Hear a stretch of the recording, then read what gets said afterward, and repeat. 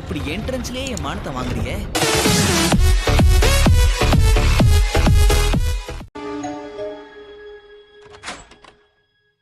ஜெமே, தலைவலி பிடிச்ச உன்னோட ஃப்ரெண்ட்ஸ் வந்திருக்காங்க. நீங்க பிஸ்கட் சாப்பிடுறீங்களா? அவங்க ஒன்னும் கெவின் தான் தலைவலி பிடிச்சவன்னு சொல்லலையே.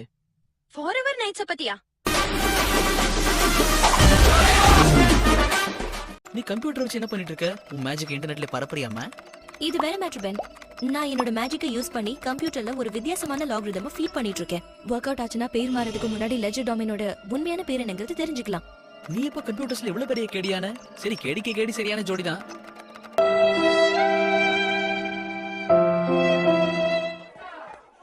ஆட்டோகிராஃப் வாங்கிக்கோ.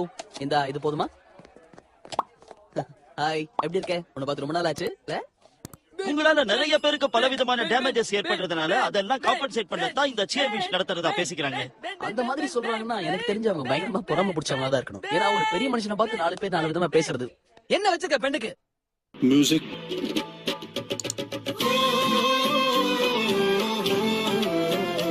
ஒரு ஸ்டேட்மெண்ட்டை ஃபினிஷ் பண்ண விட மாட்டானுங்க. யோ, கதவு தான் அந்த பக்கம் வச்சிருக்காங்கல்ல. நல்லா இருக்கு. அத நீயும் கவனிச்சியா? ஏன் ஸ்மூதி மிஷின்ஸ் திருடினாங்கன்னு யோசிக்கலையா? என் போட்டோ போட்ட கப்ஸையும் சுட்டுருக்கானுங்களே. அதெல்லாம் எடைக்கு போட்டாலும் நையா பைசா தேராது. ஆக வேண்டியதை யோசி. ஆச்சரியமா இருக்கு. ஒரு காலத்துல என்ன கொல்றதுக்காக என் பின்னாடி சுத்திட்டு இருந்தது நீதான். என்னால நம்பவே முடியல கெவின். வேணும்னா இப்பவும் அதை ப்ரூவ் பண்ணி காட்டவா? ஒரு காலத்துல 2 பேரும் அடிச்சுக்கிட்டு இருந்தோம். ஆனா இப்போ அநியாயத்துக்கு அண்டர்ஸ்டாண்டிங்ல. ஏய், உடனே டிசைட் பண்ணிடாத. இப்ப கூட சில சமயம் நீ பண்ற வேலைக்கு உன்னை ஏதாவது பண்ணலாம்னு தோணுது. சரி சரி, ஃப்ரீயா விடு.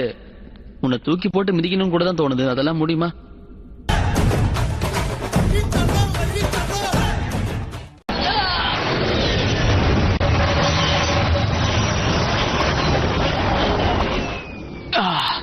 லேண்டிங் தான் கொஞ்சம் ரஃப் ஆயிடுச்சு.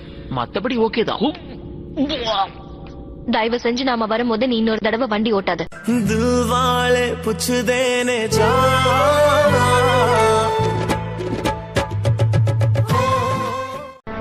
நம்ம அடுத்த மூவ் என்ன? நானும் அப்பத்துல இருந்து யோசிக்கிறேன். ஒண்ணும் கிடைக்க மாட்டேங்குதே.